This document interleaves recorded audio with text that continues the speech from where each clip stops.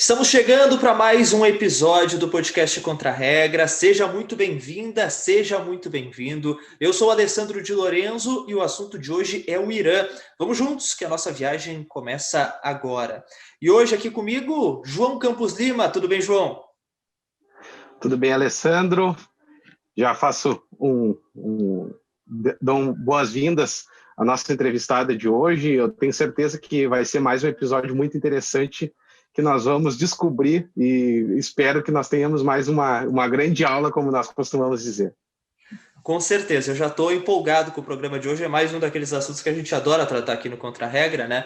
E para falar mais, então, sobre o Irã, sobre a vitória de Ebrahim Raisi, já peço desculpas se por acaso a pronúncia não for exatamente essa, eu dei uma pesquisada antes para não passar muita vergonha, mas Ebrahim Raisi foi o vencedor nas eleições presidenciais iranianas no último final de semana, e por isso nós recebemos a doutoranda em Ciências Políticas no Centro para Estudos do Oriente Médio e Próximo, na Universidade de Marburg, na Alemanha, Luísa Serioli. Luísa, muito obrigado pela sua presença aqui no Contra a Regra. Muito obrigada pelo convite. Vamos falar aí tudo que vocês estão interessados no que eu posso ajudar nessa eleição que foi aclimática, a mais aclimática eleição do Irã nos últimos anos, décadas, enfim. Pois é, marcada, né, por um baixo comparecimento eleitoral, teve uma polêmica também, que na verdade acontece em todas as oportunidades das eleições. Vou começar exatamente por esse ponto, que é entendendo um pouco mais de como funciona esse sistema eleitoral iraniano. Eram mais de 600 candidatos que se inscreveram para concorrer, apenas 7 foram aceitos, eles disputaram e aí a vitória do ultraconservador Ebrahim Raisi. Isso é normal dentro do sistema eleitoral iraniano? Como é que a gente pode entender esse sistema? Então, desde a Revolução, o sistema iraniano é dual. Ele é uma república islâmica no qual tu tem o Vox Populi e o Vox God, né? Deus. Vox Dei. Me veio na cabeça, desculpa.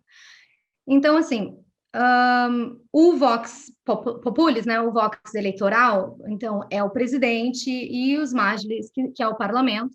E, por outro lado, tu tem a figura religiosa, que não é eleita pelo povo, que é o líder supremo, é o faqih, e o Conselho de Guardiões, também o Conselho de Expendiciary, é um pouquinho menos desligado das eleições. Então, não existem partidos, existem grupos, ou em inglês a gente usa o termo mais facções, mas acho que soa muito estranho em português, então usar a ideia de grupos políticos. Esses foram idealizados por Khomeini ainda quando ele estava vivo, nos anos 80. Então, os candidatos se afiliam a esses grupos, mas não necessariamente são partidos. E aí, qualquer pessoa pode se candidatar quando inicia o processo eleitoral. Tem urnas espalhadas em certos centros pelo país e tu pode botar teu nome lá. Por isso que sempre há números muito altos, né? 600. Teve um ano que foi quase 1.000. Então, isso é relativamente normal. Após fecharem essas urnas de tu poder se candidatar, eles passam pelo Conselho de Guardiões. O Conselho de Guardiões, a função deles é manter com que todos os candidatos estejam dentro das premissas da Revolução de 79. Então, não é só uma avaliação dos caráteres religiosos, né, os caráteres islâmicos desses candidatos, mas também o quão eles preenchem os requisitos da Revolução, de manter a Revolução. E aí, o Conselho de Guardiões anuncia os candidatos. E sempre todo mundo já sabe que vai ser um número muito filtrado e de um interesse muito voltado para esse lado não eleitoral iraniano, né? Esse lado dos interesses do líder supremo e do Conselho de Guardiões, mais dos principalistas, os princípios do Khomeini, do Revolução. A questão é que esse ano foi a primeira vez que quase não teve nenhuma dessas facções. Então, das facções mais tradicionais, grupos políticos, não quero usar a palavra facções para não confundir. Dos grupos políticos mais tradicionais, tu tem os pragmáticos, os conservadores, os reformistas, os moderados, que também são conservadores, mas um pouquinho mais moderados, mais voltados para questões econômicas. E desde os anos 2000 existiram os mais radicalizados, né? digamos, eles são, em inglês a gente usa o termo hardliners, mas eles, como o Alessandro falou, ultraconservador, talvez seja uma boa tradução, que são mais, eles querem um retorno aos princípios revolucionários de 79, que eles acham que os conservadores e os moderados mais ou menos abandonaram. Desde 2019, reformistas não concorrem mais. Em 2019 houve uma onda enorme de protestos, maior desde 79 no Irã, no qual se questionaram as eleições, e o pessoal o Conselho de Guardiões, a partir de então, não deixou mais reformistas se candidatarem. E o questionamento era exatamente isso, era a reeleição de Ahmadinejad contra um reformista. Só que é a primeira vez que não tem ninguém dos pragmáticos e não tem moderados, tem e não tem. Teve um representante que foi uma vez presidente do Banco Iraniano, mas é isso. Então, a estranheza foi quando saiu a lista, já se sabia quem era o presidente. No dia que saiu a lista, já sabia que Raisi seria reeleito, então por isso que eu disse que foi uma eleição muito anticlimática. E, além disso, a participação democrática no Irã, as pessoas irem votar, não é obrigatório, que nem no Brasil, mas sempre foi relativamente alta. Na eleição de Rouhani foi alto, né, em 2013, a sua eleição.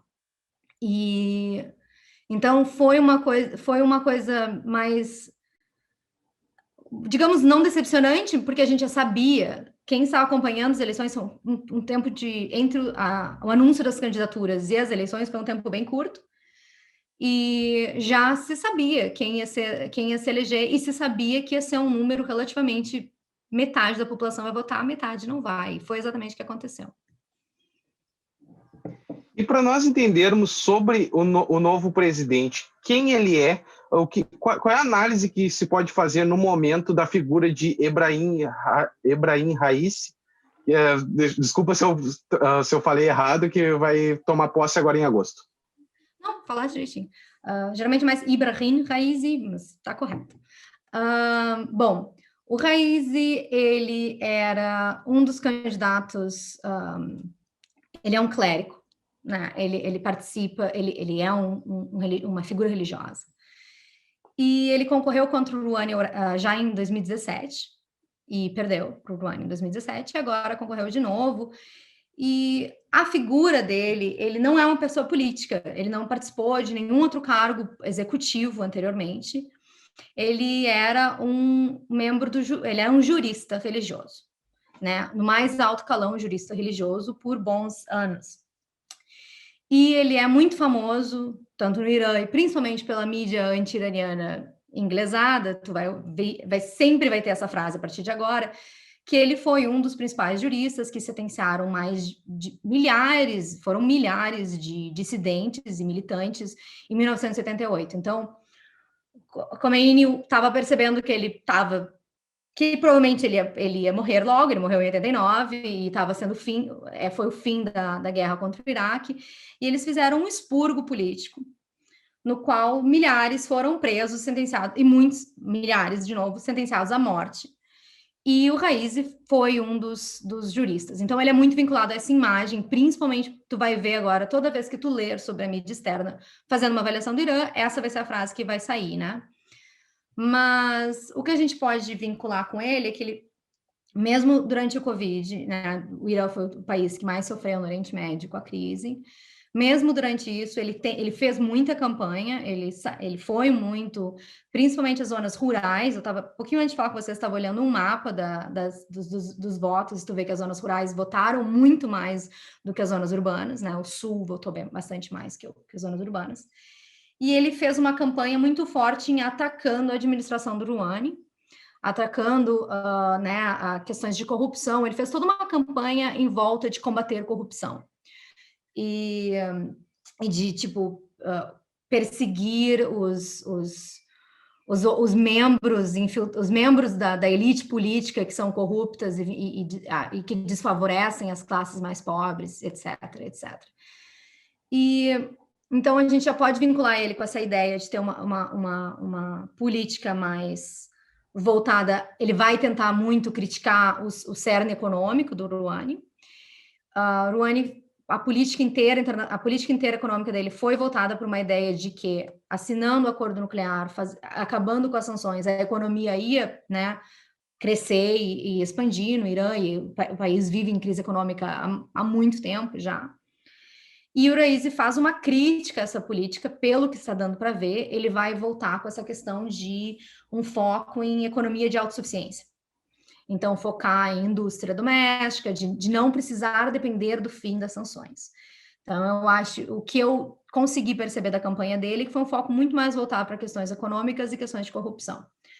Mas a figura do Raisi... Essa questão da corrupção, tem como fazer algum link com uma tendência mundial de governos que na última década eles se elegeram com esse discurso de ser contra a corrupção, ser quase uma coisa contra o sistema, ou não dá para fazer esse link? Dá e não dá. Tu pode dizer que, assim, um discurso mais populista, que é vinculado mais aos ultraconservadores, né, o Ahmadinejad, por exemplo, né, Raisi e Ahmadinejad, eles são geralmente associados, né, quando as pessoas querem fazer um perfil dos presidentes, estão tentando associar o Raisi ao Ahmadinejad. A gente pode, depois, mais tarde, até questionar o quanto essa comparação é interessante. Eu não acho que ela é muito interessante, mas eles têm uma tendência mais populista e popular, para os votos das classes mais abaixo. E esses candidatos têm um discurso mais anticorrupção. E os reformistas são mais frequentemente acusados de corrupção ao fim de seus governos. Tanto Rafa Chansani quanto Khatami, dá para ver que ao fim do governo, as principais acusações eram voltadas para a questão de corrupção. Então, eu não diria que necessariamente é vinculado a uma onda que está acontecendo no mundo e acontecendo no Irã, mas o que está acontecendo no mundo, o discurso anticorrupção, ele é vinculado ao populismo no mundo também. Então, pode fazer um link, mas eu não diria que é um link causal, assim, de jeito nenhum, porque já é uma narrativa antiga. Uma coisa que é importante pensar, assim, quando tu diz quem é o Ebrahim, né? Além dele ser essa figura conectada com os julgamentos em 88, tanto que ele é sancionado tanto pelos Estados Unidos como uma corte de direitos humanos por causa disso. Ele é um forte defensor de segregação de gênero, né? Ele é vinculado com essas ideias, e ele teve um período, em 2017, na campanha de 2017, ele foi muito mais ultraconservador na campanha de 2017 do que ele foi na campanha agora, né? Na que ele perdeu do que na de agora. Mas, antes de 2017, tu via que uma das plataformas dele era uma reislamização das universidades, das academias no Irã, que estariam sendo corrompidas pelo secularismo, né? Mas esse discurso não foi visível durante a campanha esse ano. Então, tu vê que ele já tentou dar uma baixada nesse tom durante a campanha desse ano.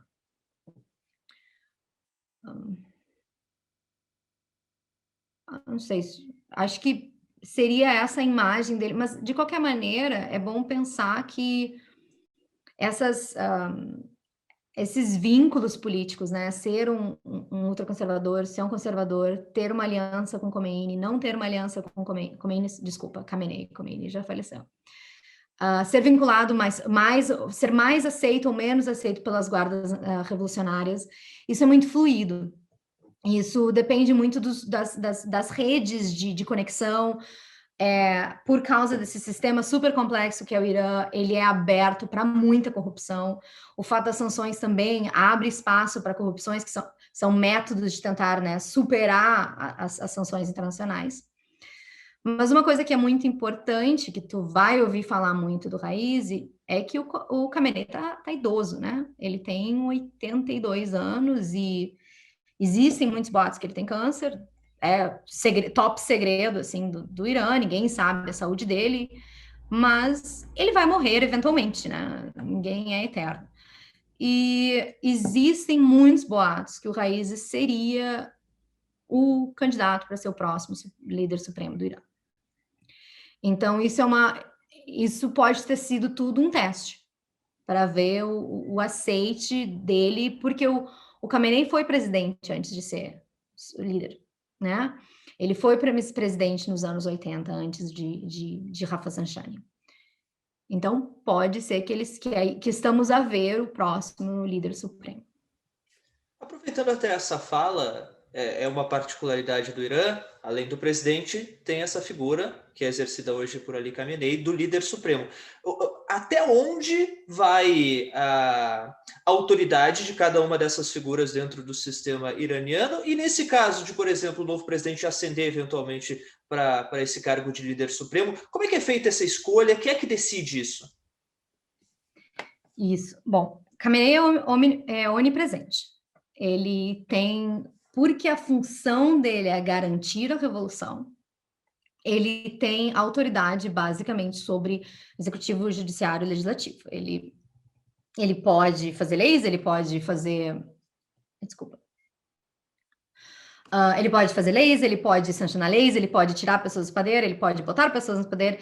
Então, ele tem esse cargo de, né, ele supervisiona todo o sistema político do país. E não só o sistema político, mas como a interação entre Estado e sociedade, e tem também muito controle sobre questões culturais, sociais, né? A questão do véu, da islamização da universidade, segregação de gênero, tudo isso é parte do controle dele. A questão é que, quando o Khomeini morreu, a eleição de Khamenei não era o preferido, mas ele acabou sendo escolhido pela Assembleia dos Experts, e que são 86 membros, eles são relativamente aprovados, metade público, metade... Eu não tenho certeza exatamente agora, então não quero dizer coisas erradas. Mas, basicamente, a substituição do Khomeini para o Khamenei foi muito mais tranquila do que se esperava. Você pega a mídia da época, né? Eu trabalho com isso na minha tese. Pega a mídia da época, todo mundo achava que depois que Khomeini morresse, o regime ia deixar de existir, ia ter uma nova revolução, alguma coisa do tipo. Mas foi uma transição muito tranquila. E aí teve uma nova Constituição, foi assinada uma nova Constituição, e essa nova Constituição deu mais autoridade para o presidente, né? E principalmente quando o assunto é relações internacionais, houve mais autoridade para o presidente através do Conselho Nacional de Segurança, no qual ele preside, em política externa, tu vê que o presidente tem maior autoridade do que se espera. Entretanto, é muito comum de ver o presidente se posicionando de uma maneira e no dia seguinte o líder supremo se posicionando noutra. Então, oficialmente, o presidente não pode fazer nada contra os interesses do líder supremo, né, do faqih. Então, assim, como que se dá esse processo, como se deu esse processo em 89, foi muitas a portas fechadas, então é muito especulativo dizer como que vai se dar o processo, porque a um ponto tinha um outro ayatollah, né? Porque, por exemplo, ele não era o mais sênior, né? O Khamenei não era o mais sênior deles, dos ayatollahs da revolução mesmo. Então, foi muito a portas fechadas, é muito especulativo o que aconteceu, o que levou ele a ser escolhido e não o outro candidato. Então, a gente pode especular que vai ser, ou o Khamenei vai vir a público, ou pelo menos escrever algo já dizendo esta pessoa vai me substituir, e talvez o processo seja acelerado mais rápido, ou não, né? Já que eles escondem tanto a saúde dele, que é bem provável que a morte dele seja uma surpresa quando vier, né? Ninguém está esperando. Não é como se ele vai estar no seu leito a morrer por um bom tempo. Eu não acredito que isso vai acontecer. Acho que a gente vai ficar sem saber e, de repente, morreu.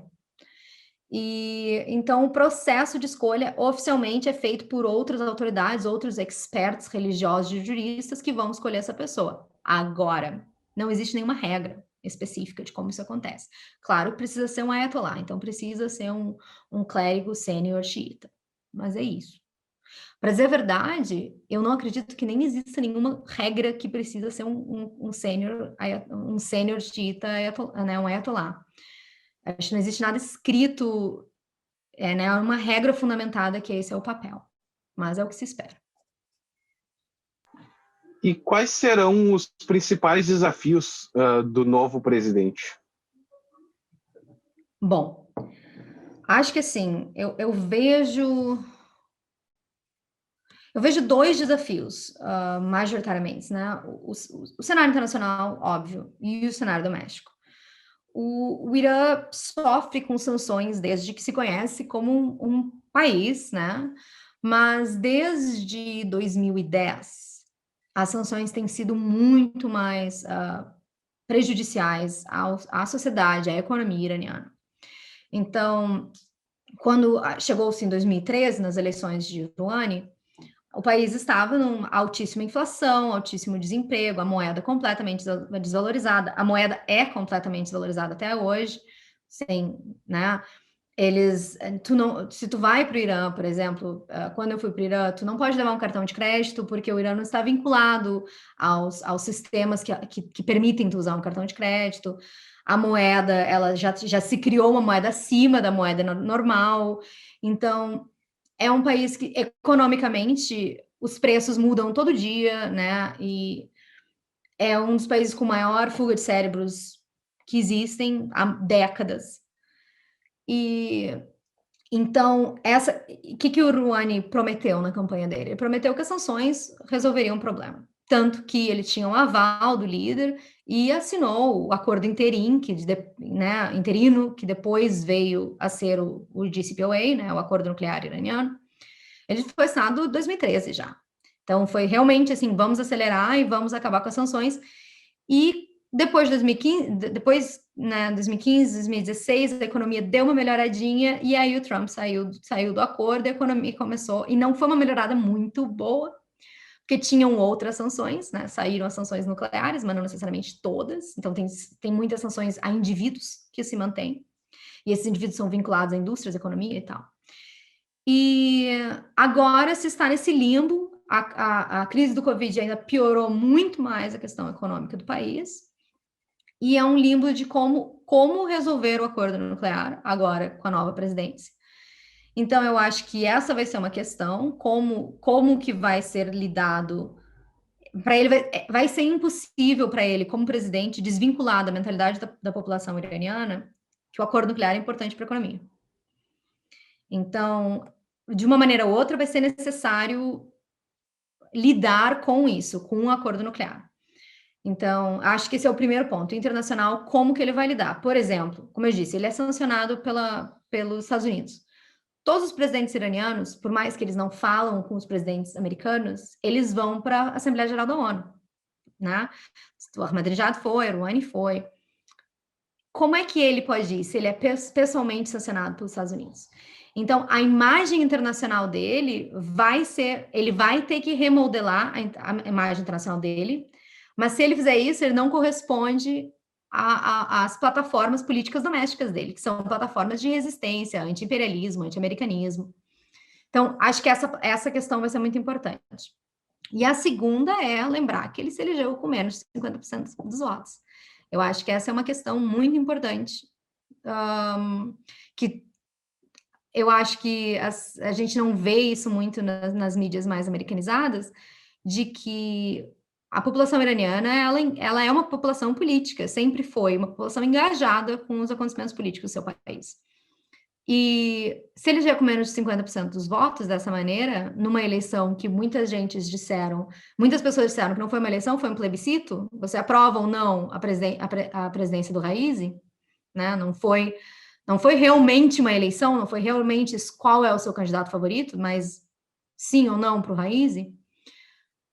Qual é a legitimidade política doméstica que ele vai ter durante esses próximos 4 anos, né? Ou 8, tradicionalmente, o presidente iraniano sempre se reelegeu.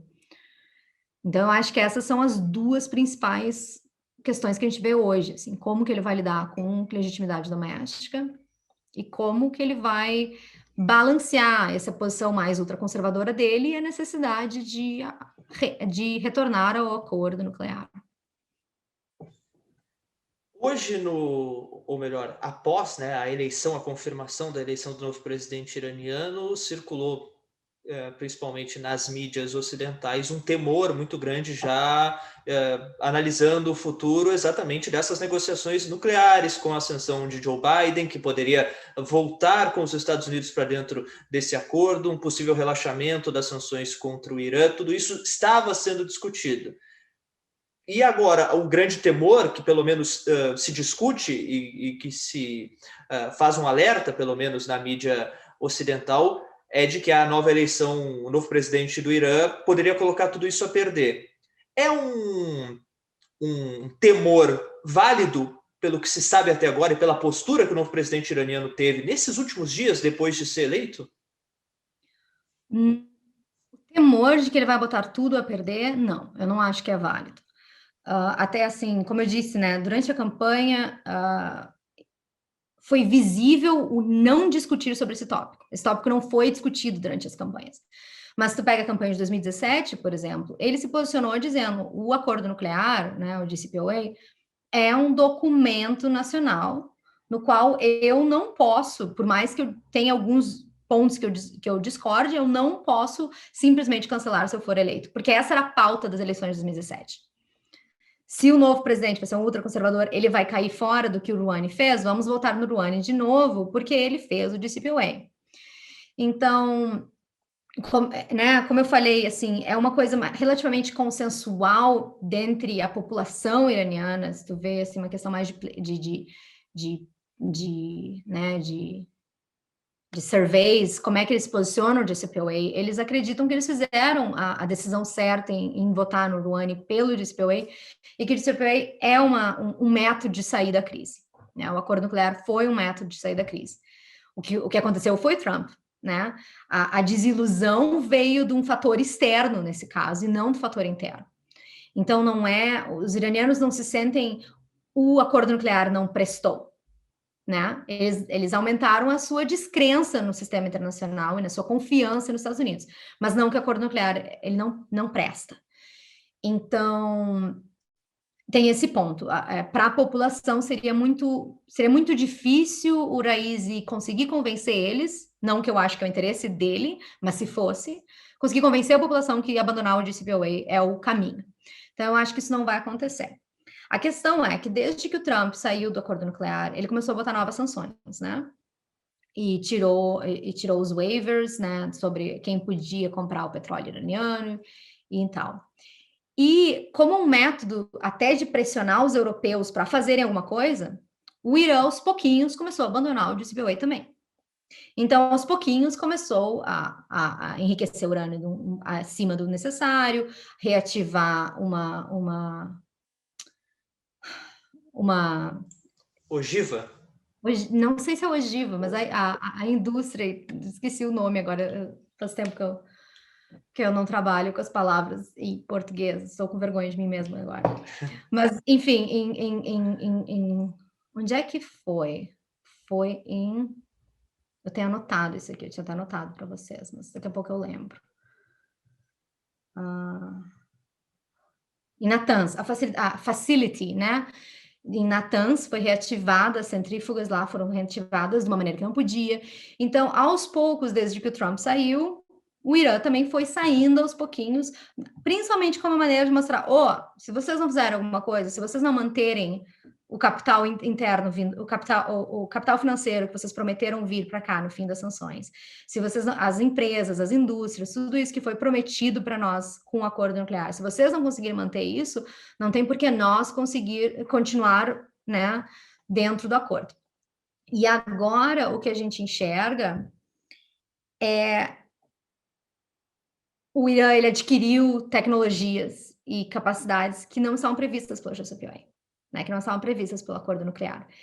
E os americanos estão dizendo que isso aí precisa voltar ao normal. Agora, outros mais críticos dizem, não adianta simplesmente implodir essa nova centrífuga aí. A tecnologia e o conhecimento já foram adquiridos.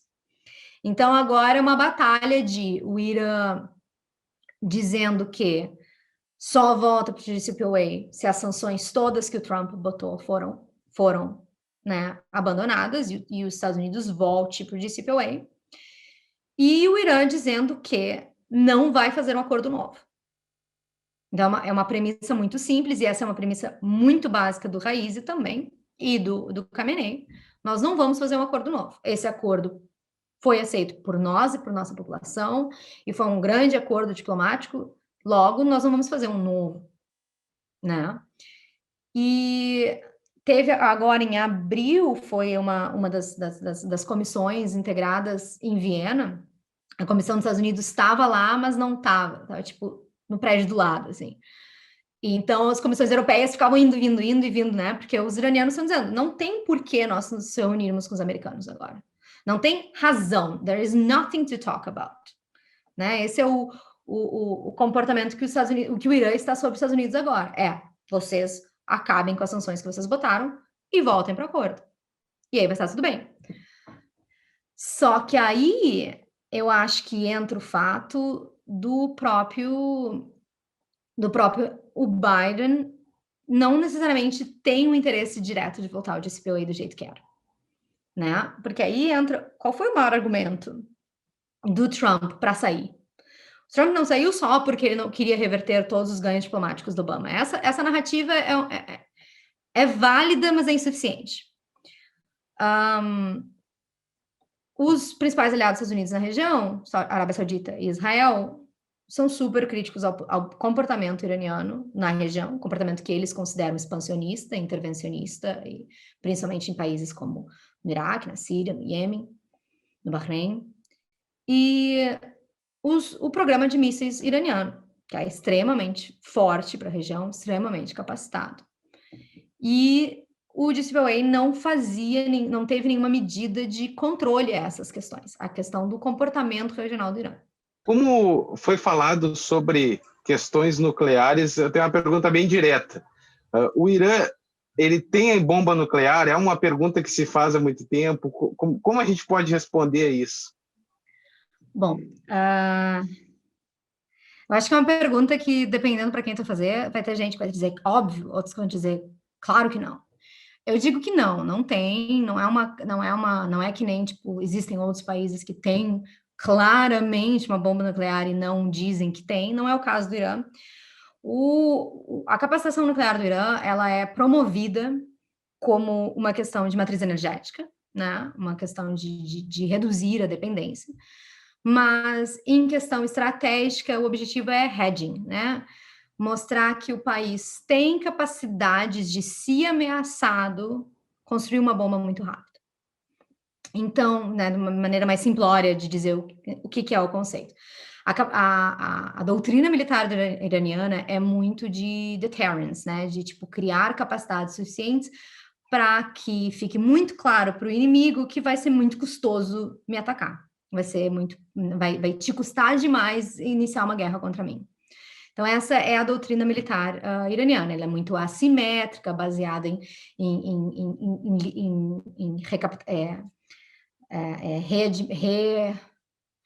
como se diz isso, né? Uma reconstrução de armamentos antigos, transformar eles de uma maneira mais nova, e por isso que eles são, também por essa questão de deterrence, que eles têm essa capacitação muito alta de mísseis, né? E de sistema, o programa de míssil iraniano é muito eficiente. E então o objetivo da capacitação nuclear é muito mais voltada para essa possibilidade de dizer, se vocês me atacarem, eu posso construir, né? Um hedging. Até porque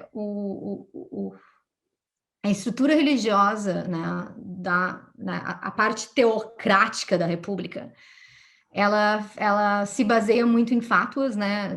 São leis religiosas prescritas pelos clérigos. E pelo próprio Khamenei existe uma fátua dizendo que armas de destruição em massa, incluindo armas nucleares, são completamente contra, são haram, são contra a religião, né, e tal.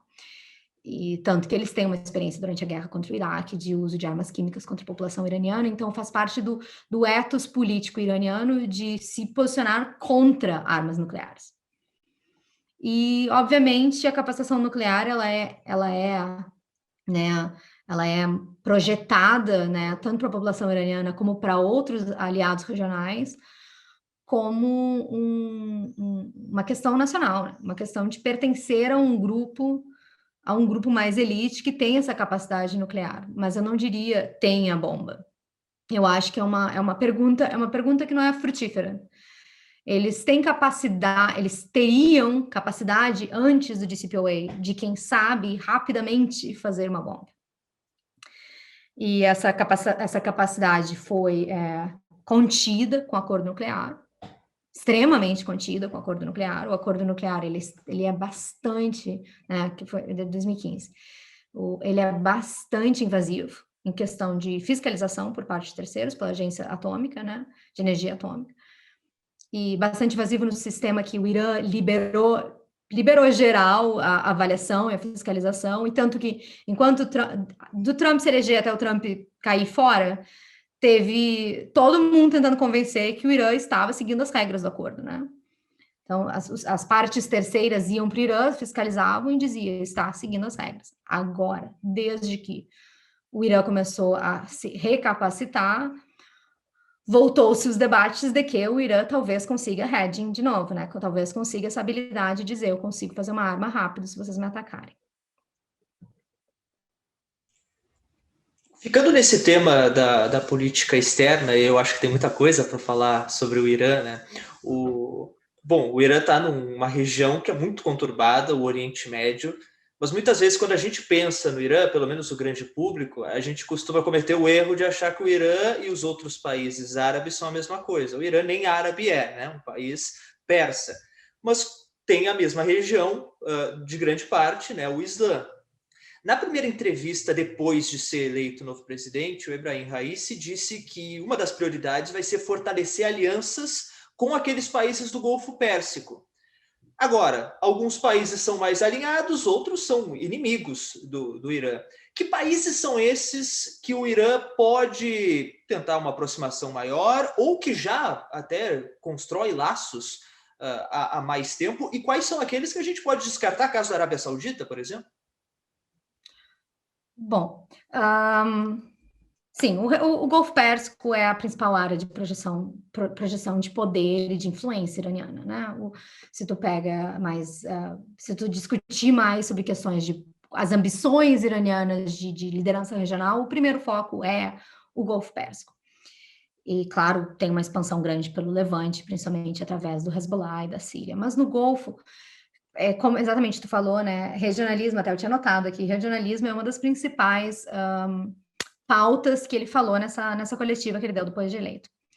Então, assim, por mais que exista essa imagem de que eles são grandes inimigos, Arábia Saudita e o Irã, a relação é muito mais fluida, né? É muito mais fluida do que se imagina. A Arábia Saudita, nos anos pré-revolucionários, eram parceiros, sempre suspeitos um do outro, nunca necessariamente melhores amigos, mas temos os interesses parecidos, queremos conservar o status quo da maneira que é, logo eram aliados ou parceiros, usa essa palavra melhor. Nos anos 80, né, a ameaça da Revolução Iraniana, a Arábia Saudita ficou mais próxima ao Iraque, ao Saddam Hussein, durante a guerra Irã-Iraque.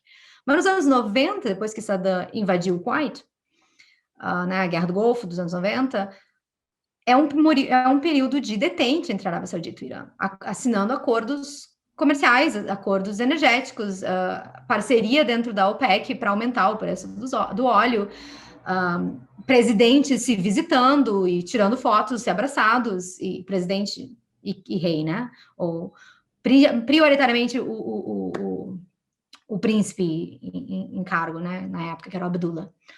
E então, os anos 90 é considerado os anos de detente.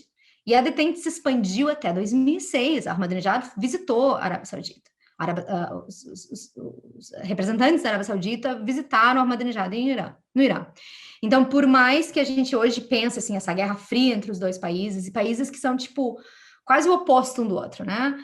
A Arábia Saudita é essa monarquia sunita, né? Sunita sunita dentro dos sunitas wahhabistas, que é muito mais puritano, tem uma tendência anti-xiita muito grande, conservador, aliado dos Estados Unidos e que quer manter o status quo. E vocês têm completamente oposto no Irã, né? Uma república islâmica com uma maioria xiita, por mais que ele se projete pan-islamista, ele tem uma tendência xiita, bastante anti-status quo, revolucionária, anti-Estados Unidos, a presença dos Estados Unidos na região.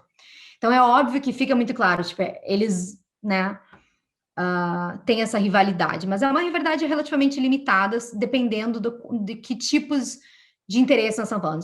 Interesses de primeiro nível, nacionais, de segurança, é óbvio que se esses estão em jogo, a rivalidade é alta, mas se são interesses mais secundários, mais em questões que pode existir um espaço de cooperação, existiam momentos no qual esse espaço de cooperação esteve presente e visível.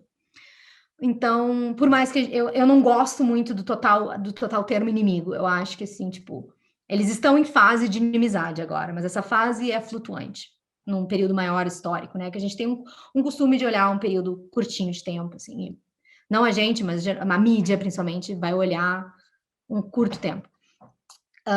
Bom, o Golfo Pérsico é uma questão estratégica econômica para o Irã, em primeiro lugar, e o Irã é uma aliança, é uma vantagem estratégica para a maioria dos países do GCC, né, do Conselho de Cooperação do Golfo.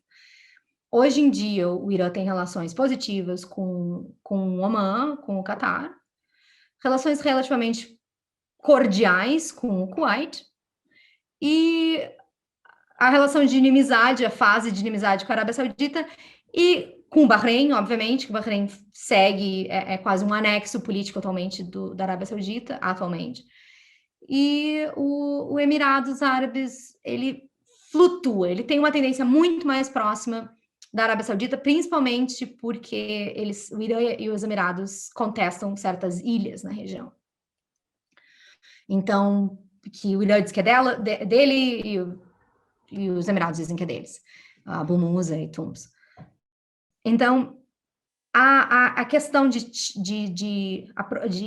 melhorar relações com o Golfo, com as monarquias do Golfo, são questões estratégicas, econômicas, securitárias. Como eu falei antes, né, tipo, existiam acordos eles têm acordos em questões até de controle de drogas, de questão de tráfico, até a questão de como o petróleo iraniano vai ser refinado ou exportado, essas questões são importantes. E principalmente com o Catar, eles dividem o South Pars, que é uma... South Pars, not Park, não é o show, mas é a maior reserva de gás natural que existe, e eles dividem a administração, né? E então é necessário que existem relações relativamente pacíficas entre os países da região, por segurança.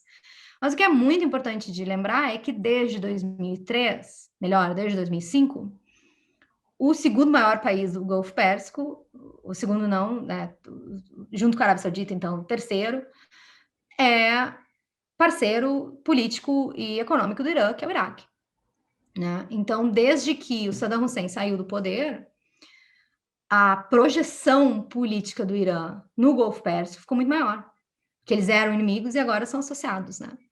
E, além disso, o Iraque é um corredor para chegar nos aliados tradicionais do Irã, a Síria e o Hezbollah, né? Agora não existe mais esse inimigo no meio entre os teus dois aliados. É um corredor.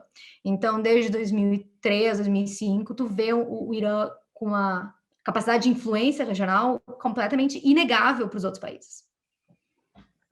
E, obviamente, relações cordiais com esse tipo de ator, principalmente considerando os mísseis, as capacidades de mísseis que o Irã tem, a capacidade energética que o Irã tem, que está ainda muito superficialmente administrada, tem muita coisa, está faltando muito investimento para indústrias dentro do Irã, para países como os Emirados, como o Catar, é um mind gold, né? E seguindo nas relações do Irã com países da região, eu faço uma pergunta agora de um país super importante, a relação dele com o Irã, que seria Israel. A diplomacia israelense, recentemente, ela classificou o novo presidente Ebrahim Raisi como um presidente o mais extremista eleito no Irã desde a Revolução Islâmica de 1979. Gostaria de entender se isso significa que pode haver mudança nas relações entre os dois países que já não são nada boas, né? a possibilidade deles se atacarem é improvável para ambas as partes, né? Então, eles fazem uma guerra de palavras, uma guerra de narrativas, né? De discursos. E principalmente retornando aos conservadores no poder no Irã agora. E Netanyahu saiu, mas quem está no poder continua com tendências conservadoras.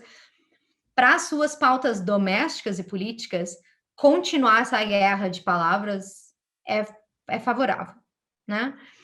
Então, eu não acredito que vá mudar muito, né? Não sei se vocês lembram das imagens quando Ahmadinejad estava no poder, o Netanyahu, né? Como era o discurso entre um e outro, e as acusações. E eu ainda acho que o Ahmadinejad, ele é muito mais, né? Eu acho que o Ahmadinejad no jeito de se comunicar, não vai ser... O Raisi não vai ser pior que o Ahmadinejad em questão de falar as coisas que o Ahmadinejad falava. O Ahmadinejad negava o Holocausto, né? Alegou umas 2 vezes, mas ele era muito, muito anti-Israel.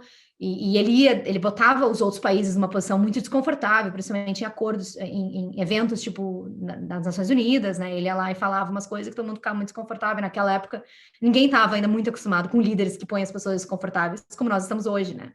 Eu sempre faço uma comparação com o Ahmadinejad, para mim é a versão trumpista pré-Trump, assim, né, ou bolsonarista. Eu acho os dois parecidíssimos, assim, seguidos, assim, eu não, don't quote me on that, né, tipo, não diga que eu estou falando, mas eu acho os dois meio parecidos.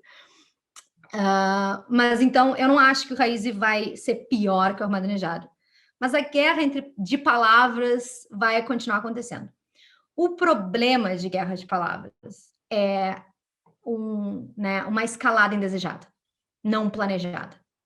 Então, esse é um problema de qualquer país que estão em guerras de palavras. Então, por exemplo, pega quando Trump assassinou o general iraniano, né, o Soleimani.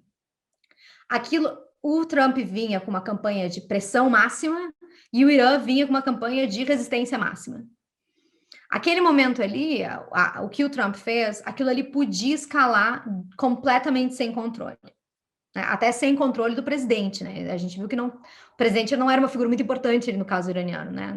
Do assassinato general.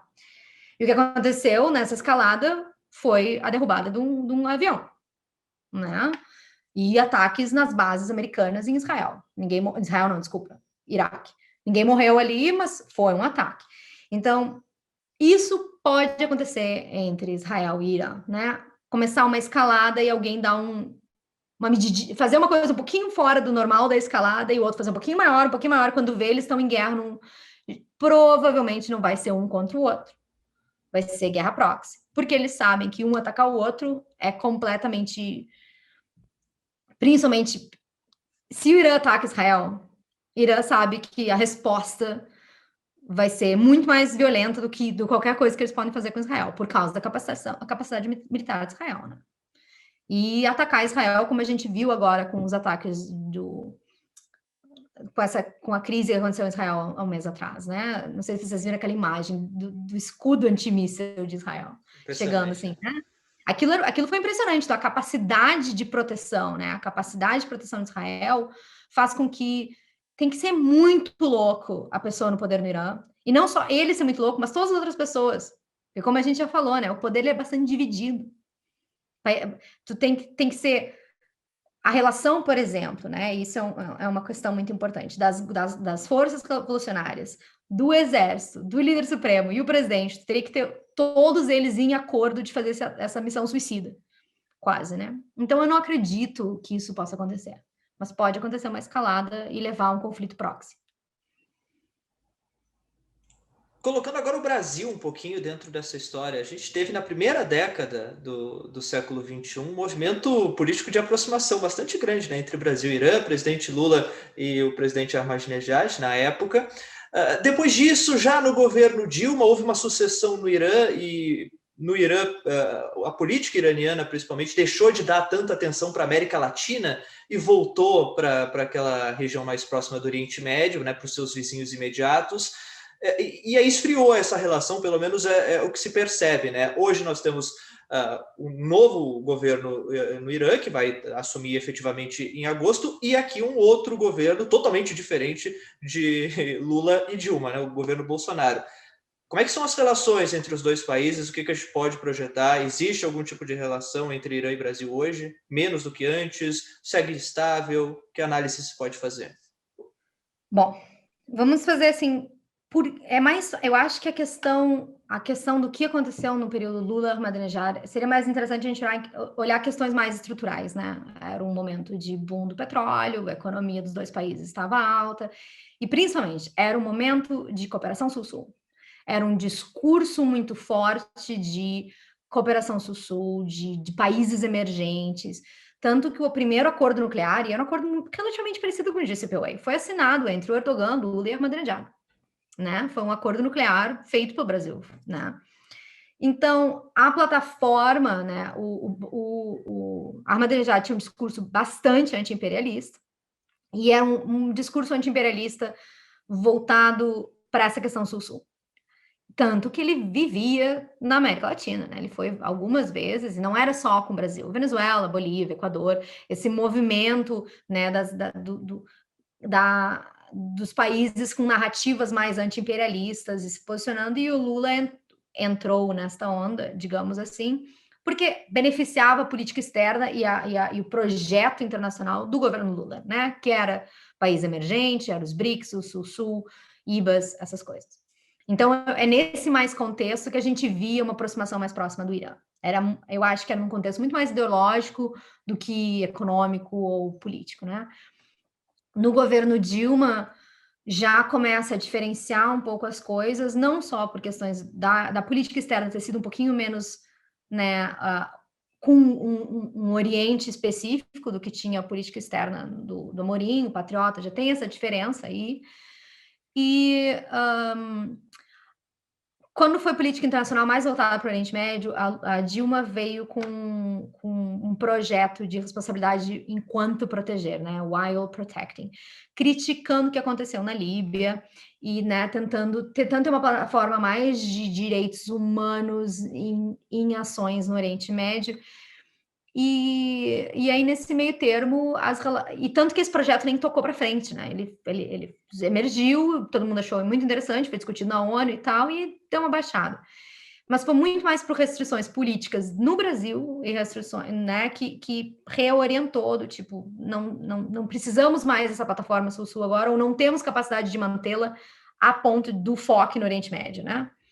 Então, acho que foi mais uma questão estratégica e de constrangimento ou de abertura no Brasil para a política externa do que o outro jeito, né?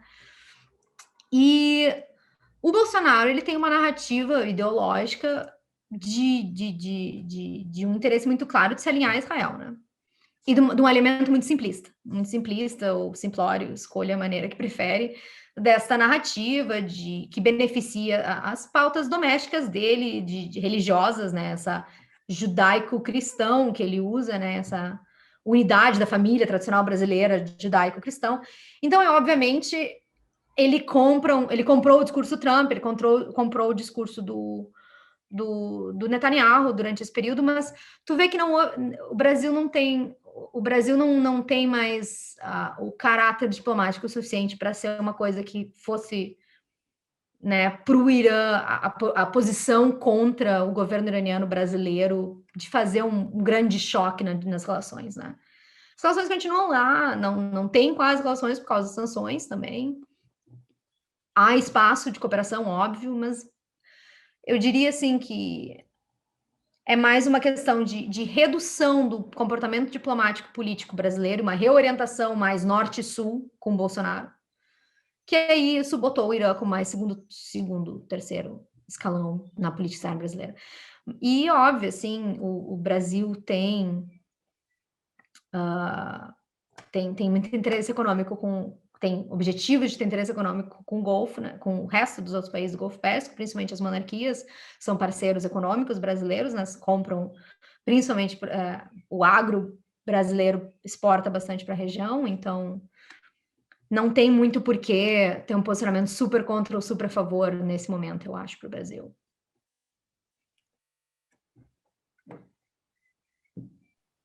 E nós fechamos sempre os nossos episódios pedindo aos nossos entrevistados uma dica cultural sobre o país entrevistado. Então, nós pedimos hoje alguma dica sobre livros, séries, filmes, documentários, qualquer dica cultural que você queira deixar para os nossos ouvintes sobre o Irã. Aham. Bom, a minha primeira dica cultural seria, quando vocês tiverem a oportunidade de visitar o Irã, vão. Quero muito. É incrível, uma viagem, uma das viagens mais fantásticas que eu já fiz, assim, turismo muito barato, todo mundo fala inglês contigo na rua, então, não, sabe, todo mundo tinha muito, até eu lembro, principalmente minha família no Brasil, né, o que tu vai fazer no Irã, como é que vai ser? E eu fui por um trabalho, mas também expandi e fiz turismo, então eu super recomendo ir para o Irã como turismo, né, eu acho que é um turismo muito interessante. Eu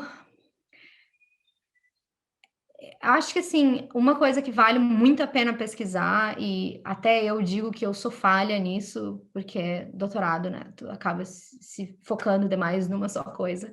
Mas o cinema iraniano é relativamente bem conhecido, até no Ocidente, tanto que eles têm 2 Oscars no mínimo. O cinema iraniano é muito bom. Claro, para mim, assim, sempre tu vai ouvir falar sobre a Separação. A Separação é uma obra de arte, um filme. Mas existem outros filmes desse mesmo diretor, que é o Farhadi, eu acho, não estou lembrando exatamente o nome dele, é Asghar Farhadi. Então, eu super recomendaria os filmes deles, mas não só a Separação, não só os filmes que foram para o budget americano, até ele filmou há pouco tempo um filme em inglês, então ele já está, né, nesse nível. Mas, eu acho que a minha recomendação era, tem interesse no Irã, pesquisa sobre o cinema iraniano. O cinema iraniano é muito bem conceituado e recomendado por até pessoas que são completamente anti-regime, elas vão, nesse ponto, concordar, assista filmes iranianos. Tá certo, nós conversamos com a doutoranda em Ciências Políticas no Centro para Estudos do Oriente Médio e próximo na Universidade de Marburg, na Alemanha, Luísa Sirioli. Luísa, muito obrigado pela sua participação aqui no Contra-Regra e até um próximo contato. Eu que agradeço, sucesso e até a próxima. Até a próxima, João, um abraço. Abraço, Alessandro, um abraço especial para a nossa convidada. Foi mais uma... A gente fica se repetindo em falar em aulas, né? Mas é que não tem como não isso, dizer, né? mais, são aulas. São aulas, mais uma aula que nós tivemos e, inclusive, falando sobre a dica que ela deu, é algo que eu, particularmente, eu tenho muito interesse, sim, em descobrir, que eu sempre ouvi muito falar sobre o cinema iraniano, e é algo bem falado já há bastante tempo, mas é algo que eu, particularmente, eu não conheço muito e sei o quanto é interessante só pelo pouco que eu já li. E além do conteúdo do nosso episódio, que foi espetacular, então agradeço a nossa convidada e um grande abraço aos nossos ouvintes. Então vamos combinar assim, João. Tu te especializa aí no cinema iraniano, começa a assistir, traz nos próximos programas as tuas avaliações. E eu, assim que a pandemia permitir, eu quero muito fazer essa viagem para o Irã. Quero muito conhecer esse país. Uma coisa que vocês podem fazer no meio do caminho é procurar a culinária iraniana. Aí, ó, mais uma. Essa é uma ótima dica. As pessoas sempre focam em culinária libanesa, né? Quando pensam em culinária do Oriente Médio. Culinária iraniana é incrível, baseada em pistache, muito açafrão, muito... qual é o nome? Tipo... Enfim, a comida é incrível. Como é que se chama? Romã. Comida, assim, uns kebabs diferentes. Assim, a minha... tâmaras, aí veio a palavra, estava memorando. O que eu trouxe de tâmara quando eu fui para o Irã, eu trouxe totalmente escondido, assim, porque eu não podia trazer comida, né? Eu botei horrores. Então, super recomendo pesquisar culinária iraniana. Mais uma dica, então, para a gente entender um pouquinho mais sobre o Irã em todos os seus aspectos culturais, alimentares, enfim, políticos. A gente teve uma bela conversa aqui. Agradeço também a você que nos acompanhou no Contra-Regra, que sempre nos dá essa força. Lembrando que semana que vem tem mais, sempre com um novo assunto, um novo país a ser discutido aqui no Contra-Regra. Muito obrigado, um abraço a todos e tchau, tchau.